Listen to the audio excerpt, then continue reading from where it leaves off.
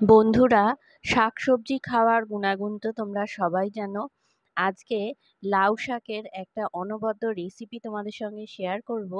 নিরামিষ যারা পছন্দ করো না তাদের কিন্তু এই রেসিপিটা খুবই ভালো লাগবে। একদম নিরামিষ ভাবে আমি আজকে লাউ শাকের এই রেসিপিটা তোমাদের সঙ্গে শেয়ার করছি। লাউ শাকটাকে প্রথমে ছোট ছোট টুকরো করে কেটে নিয়েছি। এবারে এটাকে একটু গরম জলে সেদ্ধ করে নেব। জলের মধ্যে সামান্য লবণ দিয়ে দিলাম। দিয়ে এবারে এই লাউ শাকটাকে ঢাকনা চাপা দিয়ে আমি ভালো করে সেদ্ধ করে নেব। একদম গলিয়ে ফেলবো না, বেশ একটু নরম হয়ে আসা পর্যন্ত সেদ্ধ করে নেব। তো লাউ শাকটা দেখতেই পাচ্ছ টকবক করে ফুটছে আর অনেকটাই নরম হয়ে এসেছে, পরিমাণেও কিন্তু কমে এসেছে। আর এই লাউ শাকটা এবারে আমি জল থেকে তুলে ঠান্ডা করে নেব, একদম সম্পূর্ণ জল ছড়িয়ে ঠান্ডা করে নেব। আর এদিকে যতক্ষণ লাউ শাকটা সেদ্ধ হচ্ছিল ততক্ষণ আমি কিছু সবজি কেটে নিয়েছি। এখানে আমি আলু নিয়েছি, বেগুন নিয়েছি, শিম নিয়েছি আর নিয়েছি পটল। শিমটা অবশ্যই, শিম আর বেগুন আর আলু এই তিনটে সবজি অবশ্যই দেওয়ার চেষ্টা করবে। পটলটা যদি না থাকে নাও দিতে পারো। এবারে কড়াইয়ের মধ্যে আমি তেল গরম করে নিয়েছি, সর্ষের তেল। আর তেলের মধ্যে আমি দিয়ে দিলাম 5 ফোড়ন, শুকনো লঙ্কা আর একটা তেজপাতা। ফোড়নটা একটু ভাজা হয়ে গেলে পরে এর মধ্যে আমি কেটে রাখা আলুগুলো দিয়ে দিচ্ছি। আলুটাকে কিন্তু আমি একটু লম্বা লম্বা করে কেটে নিয়েছি। এরপরে এর মধ্যে দিয়ে দেব শিম আর তারপরে দিয়ে দেব পটল। বেগুনটা আমি শুধু এখন দেব না, বেগুনটা কিন্তু একটু পরে দেব। প্রথমে আলু, শিম আর পটলটাকে বেশ ভালো করে নাড়াচাড়া করে ঢাকনা চাপা দিয়ে একটু হাই ফ্লেমে ভেজে নিতে হবে। মানে এর ফলে কি হবে, এই সবজিগুলো নরমও হয়ে যাবে আবার একটু বেশ ভাজা ভাজা হয়ে যাবে। তো আমি কিন্তু বেশ কয়েকবার ঢাকনা খুলে খুলে নাড়াচাড়া করেছি। আর এটা দেখো অনেকটাই কিন্তু নরম হয়ে এসেছে আর ভাজা ভাজাও হয়ে গেছে। এখন আমি দিয়ে দিচ্ছি টুকরো করে কেটে রাখা বেগুনগুলো। বেগুন যেহেতু খুব তাড়াতাড়ি নরম হয়ে যায়, বেশি সময় লাগে না, সেই জন্য বেগুনটা আমি পরে দিলাম। কারণ একসঙ্গে দিলে কি হবে, বেগুনটা একদম গলে যেত, সেই জন্য বেগুনটাকে আমি পরে দিয়েছি। এবারে কিছুক্ষণ নাড়াচাড়া করে এখন আমি পরিমাণ মতন লবণ আর পরিমাণ মতন হলুদ দিয়ে দেবো। লবণটা পরে তোমরা চেক করে আরেকবার চাইলে দিতে পারো। রান্নায় আমি মোটামুটি যতটা রান্নায় লাগবে ততটাই লবণ আমি এখন দিয়ে দিলাম। লবণ আর হলুদ দিয়ে ভালো করে নাড়াচাড়া করে নিচ্ছি।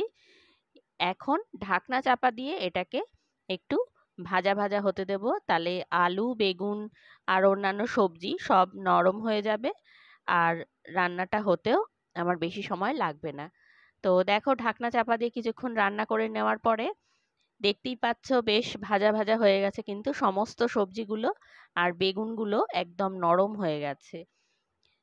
এই পর্যায়ে আমি এর মধ্যে দিয়ে দেবো একটা বাটা মশলা। আমি এখানে জিরে, আদা, পোস্ত আর বেশ কয়েকটা লঙ্কা বেটে দিয়েছি।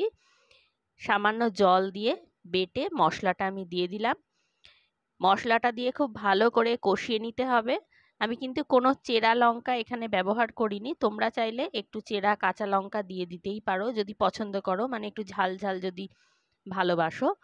তো মশলাটা দিয়ে ভালো করে কষিয়ে নেওয়ার পরে এখন আমি সেদ্ধ করে রাখা যে লাউ শাকটা ছিল সেইটা দিয়ে দিচ্ছি।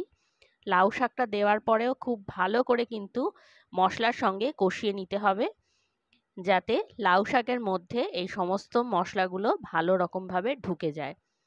তো এবারে একটু কিছুক্ষণ নাড়াচাড়া করে এটাকেও আমি ঢাকনা চাপা দিয়ে কিছুক্ষণ রান্না হতে দেব, যাতে আরও খানিকটা নরম হয়ে আসে সমস্ত কিছু।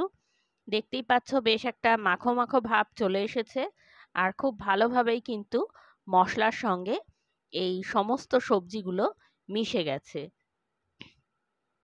আর আজকের এই রেসিপিটা কিন্তু একটু ঝোল ঝোল হবে, মানে লাউ শাক দিয়ে শিম আর বেগুনের ঝোল।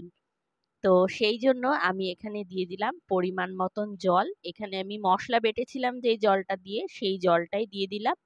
দিয়ে এবারে ঢাকনা চাপা দিয়ে এটাকে বেশ কিছুক্ষণ লো ফ্লেমে আমি রান্না করে নেব। দেখতেই পাচ্ছ তরকারিগুলো কিন্তু বেশ ভালোভাবে মজে গেছে আর যে ঝোলটাও সেটাও বেশ খানিকটা গাঢ় গাঢ় হয়ে এসেছে। এখন একটুখানি নাড়াচাড়া করে নেব।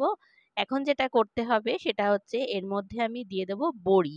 আমি বিউলির ডালের বড়ি ভেজে রেখেছিলাম, সেই বড়িগুলোকে ছোট ছোট টুকরো করে ভেঙে নিয়েছি।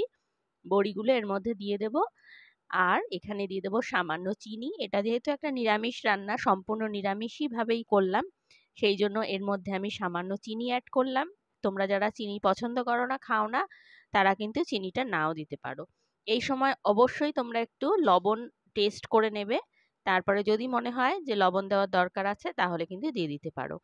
এবারে ভালো করে সমস্ত কিছুকে মিশিয়ে আমি কিন্তু কিছুক্ষণ স্ট্যান্ডিং টাইমে রেখে এবারে নামিয়ে নিচ্ছি। অপূর্ব স্বাদের এই রেসিপিটা কিন্তু তোমরা একবার হলেও বাড়িতে বানিয়ে দেখতে পারো। যারা মোটামুটি শাক পাতা সবজি এইসব খাও, পছন্দ করো, তারা এটা কিন্তু বানিয়ে একবার এই রকম ভাবে এই প্রসেসে একবার বানিয়ে দেখো, অপূর্ব লাগে খেতে। আমাদের বাড়িতে কিন্তু লাউ শাক আসলে এই রেসিপিটাই করার ভীষণভাবে রিকোয়েস্ট আসে, মানে এরম ভাবেই বানাতে হবে, অন্য কোনো ভাবে বানালে চলবে না, এইভাবেই বানাতে হবে। তো তোমাদেরকে অনুরোধ করছি, যদি ভালো লাগে লাইক সাবস্ক্রাইব করতে একদম ভুলো না। ধন্যবাদ।